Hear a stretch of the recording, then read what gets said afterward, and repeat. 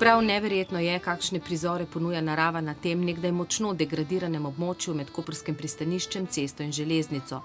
Ni čudno, da je postal Škocjanski zatok v zadnjih letih eno najbolj priljubljenih sprehajališč številnih domačinov, turistov, raziskovalcev, ljubiteljev narave. Jaz mislim, da je to en modelni primer ohranjanja recimo biotske pestrosti, ne samo v Sloveniji, tudi v evropskem merilu. Območje so v zadnjih letih postopno uredili v zanimivo naravno okolje. In rezultati so tukaj. Trenutno imamo evidentiranih več kot 235 različnih vrst ptic. Če vemo, da jih je v Sloveniji nekaj čez 370, je to zelo velika številka, torej nekih 60% samo tukaj na tem majhnem 120 hektarjev velikem območju. Ogromno, vsaj 40 vrst ptic v rezervatu tudi redno gnezdi. V zadnjih nekaj letih so tu svoj dom našle tudi družinice labodov. Tale za nami ima 6 mladičev, noter je en par, ki ima že 2 leti zapored ali pa 3, po 11.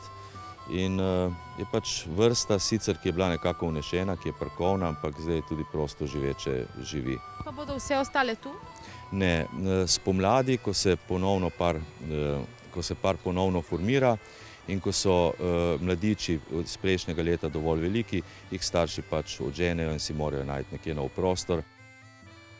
Pri upravljanju z vegetacijo pridno sodeluje tudi pašna živina, ljudem pri košnji bistveno olajša delo.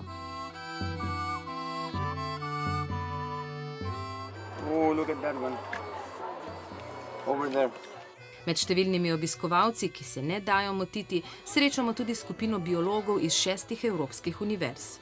I think it's quite interesting from a student's point of view as well to see that there is a threat from the industry, from the port, and that they managed here to protect something. Življenjski prostor je urejen, zdaj je na vrsti izgradnja prepotrebne infrastrukture, ki bi številnim skupinam in šolarjem omogočala lažje delo.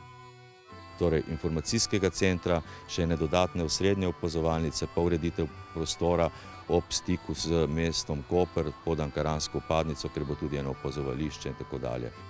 Upajo, da bi z gradnjo lahko začeli že prihodnje leto.